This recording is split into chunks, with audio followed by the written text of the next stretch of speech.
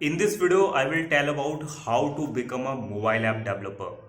अगर आप भी एक आईटी के स्टूडेंट हैं और आप सॉफ्टवेयर डेवलपमेंट फील्ड में अपना करियर बनाना चाहते हैं तो यहाँ पर मोबाइल ऐप डेवलपर एक बहुत अच्छी खासी डिमांडिंग रोल है जो कि आजकल मार्केट में काफ़ी ज़्यादा पॉपुलर है। तो आज इस वीडियो में मैं आपको बताऊंगा कि कैसे आप एक मोबाइल ऐप डेवलपर बन सकते हैं।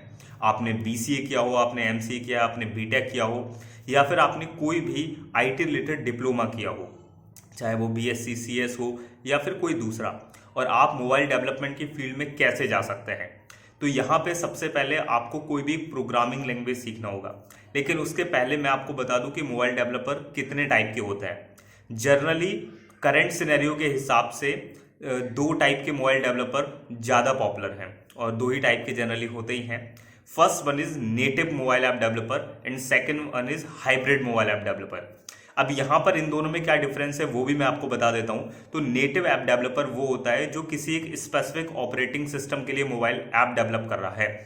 अगर आप एंड्रॉयड फ़ोन चलाते हैं तो जो प्ले स्टोर में आपको एप्लीकेशन देखने को मिलते हैं वो सारे एंड्रॉयड एप्लीकेशंस हैं और वो सिर्फ आपके एंड्रॉयड के फ़ोन पर चलेंगे।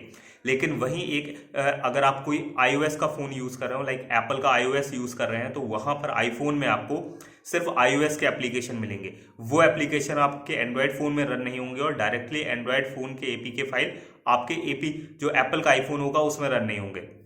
तो यहाँ पर नेटिव मोबाइल ऐप डेवलपर वो होते हैं जो एंड्रॉयड के लिए अलग एप्लीकेशन बनाते हैं और iOS डेवलपर या फिर जो एप्लीकेशन आईफोन के लिए जो एप्लीकेशन बनाते हैं वो अलग होता है। तो सबसे पहली कैटेगरी होती है नेटिव।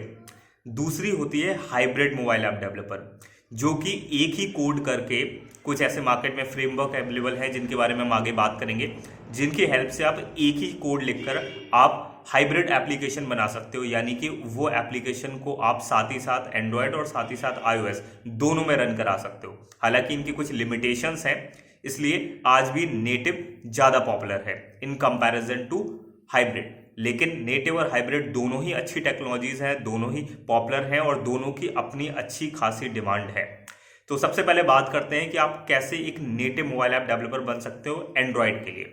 तो अगर आप एंड्रॉयड डेवलपर, और जो कि मैं खुद हूँ एक एंड्रॉयड मोबाइल डेवलपर, तो सबसे पहले मैं बात करता हूँ कि आप एंड्रॉयड मोबाइल डेवलपर कैसे बन सकते हैं। तो उसके लिए आपको क्या सीखना पड़ेगा। तो जनरली आपने अगर कोई भी आईटी रिलेटेड डिग्री की है या आपने डिप्लोमा लिया है तो वहाँ पर आपने कोई भी एक बेसिक प्रोग्रामिंग लैंग्वेज पढ़ी ही होगी। मैं मान कर चल रहा हूँ आपने सी या C++ या जावा जैसी कोई भी एक प्रोग्रामिंग लैंग्वेज आपने पढ़ी हुई है। तो जनरली आप यहाँ पर जावा लैंग्वेज सीखकर आप एंड्रॉयड में एप्लीकेशन बना सकते हैं।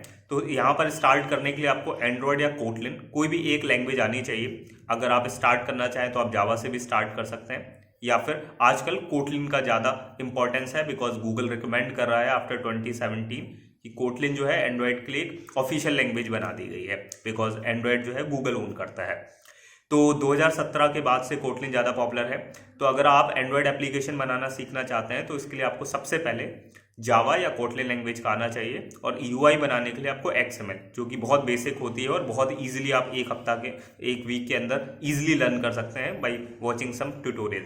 वही लॉजिक कोड करना, और एंड्रॉयड के कुछ अपने बहुत सारे कंपोनेंट्स होते हैं जो कि आपको सीखने में थोड़ा सा टाइम लगेगा, तो वो आप एज प्रैक्टिस कर सकते हैं, आप कोई कोर्स परचेज कर सकते हैं।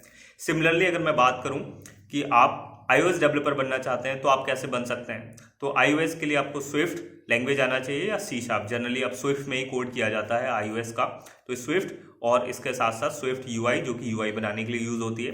तो इस तरीके से आप iOS डेवलपर बन सकते हो। ये तो हुई बात कि आप कैसे नेटिव मोबाइल ऐप डेवलपर बन सकते हैं अगर एंड्रॉयड में। और यहाँ पर आपको सारी टेक्नोलॉजी सीखने की जरूरत नहीं है, आप किसी एक स्पेसिफिक डोमेन में जाएंगे बिकॉज हर कोई सारा डोमेन जो है, सारे रोल्स बहुत वास्ट होता है। आप किसी भी कंपनी में ऐसा नहीं होता कि आप एंड्रॉयड का भी काम कर रहे हो, iOS का भी काम कर रहे हो, हाइब्रिड भी काम कर रहे हो, ऐसा नहीं होता। आपको एक फील्ड में जाना होता है, आप किसी एक रोल के लिए अप्लाई कर रहे होते हो। अगर आप एंड्रॉयड डेवलपर की तरफ है तो आप सिर्फ जावा या कोटलिन सीखेंगे और XML सीखेंगे और उसके बाद एंड्रॉयड पर काम करेंगे, अपने प्रोजेक्ट बनाएंगे और जॉब के लिए अप्लाई करेंगे, तो आप एक एंड्रॉयड डेवलपर बन रहे होंगे। वहीं अगर आप एक iOS डेवलपर हैं तो आपने स्विफ्ट पे काम किया, C# पे काम किया और कुछ प्रोजेक्ट बनाए और उसके बाद आप जॉब के लिए अप्लाई करो। यहाँ पर मैं आपको बता दूं कि अगर आप एक iOS डेवलपर बनना चाह रहे हैं तो आपके पास एप्पल का मैक होना नेसेसरी है और एक आईफोन होना भी नेसेसरी है, बिकॉज iOS जो है वो आपके सिर्फ और सिर्फ आपके मैक पर रन करेगा, और विंडोज़ में कुछ जुगाड़ करके आप चला सकते हैं, बट स्टिल नॉट रिकमेंडेड और बहुत ज़्यादा स्लो चलेगा, आपको बहुत ज़्यादा इशूज़ आएंगे। इसलिए पहली प्रेफरेंस रहेगी कि अगर आप एक iOS डेवलपर बनना चाह रहे हैं तो आपके पास मैक होना चाहिए और आपके पास एक आईफोन भी होना चाहिए। वही एक एंड्रॉयड डेवलपर बनना चाह रहे हैं तो आपके पास विंडोज़ लिनक्स कैसा भी हो, आपको एंड्रॉयड स्टूडियो रन कराना है, उसमें मैक हो तो भी चलेगा, एंड्रॉयड हो, विंडोज़ लिनक्स मैक कुछ भी रहेगा आपके पास सिस्टम, लेकिन उसके स्पेसिफिकेशन थोड़े से अच्छे होने चाहिए। लाइक 8 GB रैम तो आप एक्सपेक्ट कर सकते हैं, उससे कम में थोड़ा सा लैग करेगा, थोड़ा क्या ज़्यादा ही लैग करेगा सिस्टम। और आपके पास एक नॉर्मल एंड्रॉयड फ़ोन जो कि आई होप कि आपके पास अवेलेबल होगा, सभी के पास होता है। सो एंड्रॉयड एप्लीकेशन बनाने के लिए ज़्यादा चीज़ें रिक्वायर्ड नहीं है, ठीक है। तो आप इजीली एंड्रॉयड डेवलपर बन सकते हैं बस सीखने के बाद जावा, कोटलिन, XML और एंड्रॉयड के बारे में। अब बात करते हैं कि हाइब्रिड डेवलपर कैसे बन सकते हैं। अगर आपको हाइब्रिड एप्लीकेशन बनाने, यानी कि मैंने एक जगह कोड लिखा और वो दोनों जगह काम कर रहा है, लाइक आपके एंड्रॉयड फ़ोन में भी काम कर रहा है और आपके iOS डिवाइस में भी काम कर रहा है, तो ये कैसे होता है। तो इसके लिए मार्केट में कुछ फ्रेमवर्क हैं, लाइक बहुत सारे जो वेब डेवलपर्स होते हैं, यानी कि जो वेबसाइट्स वगैरह बनाते हैं, तो वो वेब डेवलपर्स एक लैंग्वेज या फ्रेमवर्क का यूज़ करते हैं, इट इज़ कॉल्ड रिएक्ट। तो रिएक्ट जावास्क्रिप्ट का एक पार्ट है। अब जिन लोगों को नहीं पता जावास्क्रिप्ट और ये क्या मैं बात कर रहा हूँ, तो आप अभी फिलहाल इग्नोर करो इन सब चीज़ों को। जस्ट अगर आप एक हाइब्रिड ऐप डेवलपर बनना चाहते हो तो इसके लिए आपको एक रिएक्ट नेटिव नाम का एक फ्रेमवर्क रहता है, वो आपको सीखना पड़ता है। तो उसके हेल्प से आप जो है आप हाइब्रिड एप्लीकेशन क्रिएट कर सकते हो, रिएक्ट नेटिव। तो रिएक्ट नेटिव का मुझे भी बहुत ज़्यादा आइडिया नहीं है, बिकॉज मैं वेब डेवलपमेंट वाले एरा में नहीं हूँ, मुझे ज़्यादा उस चीज़ का, मैंने जावास्क्रिप्ट को भी बहुत ज़्यादा ध्यान से अभी नहीं पढ़ा है, बेसिक्स का आइडिया है मुझे। तो जस्ट मुझे इतना पता है कि अगर आप एक हाइब्रिड एप्लीकेशन बनाना चाहते हैं और रिएक्ट डेवलपर हैं या वेब के इर्द गिर्द आप घूमते रहते हैं, तो आपको रिएक्ट का आइडिया होगा, तो आप रिएक्ट से रिएक्ट नेटिव में ईजिली स्विच कर सकते हैं। तो बहुत सारे वेब डेवलपर्स जो मोबाइल एप्लीकेशन फील्ड में जाना चाहते हैं वो रिएक्ट नेटिव को सीखते हैं और रिएक्ट से अपना एंड्रॉयड का एप्लीकेशन या iOS का एप्लीकेशन बना लेते हैं। वहीं आजकल एक टेक्नोलॉजी और ज़्यादा मार्केट में पॉपुलर है, दैट इज़ फ्लटर।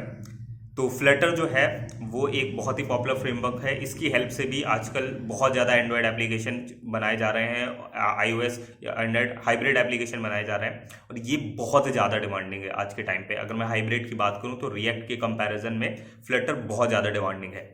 तो फ्लटर से भी आप एप्लीकेशन बना सकते हैं। फ्लटर में बेसिकली डार्ट लैंग्वेज का यूज़ होता है, डार्ट, तो ये भी गूगल का ही आता है, बेसिकली गूगल ओन करता है।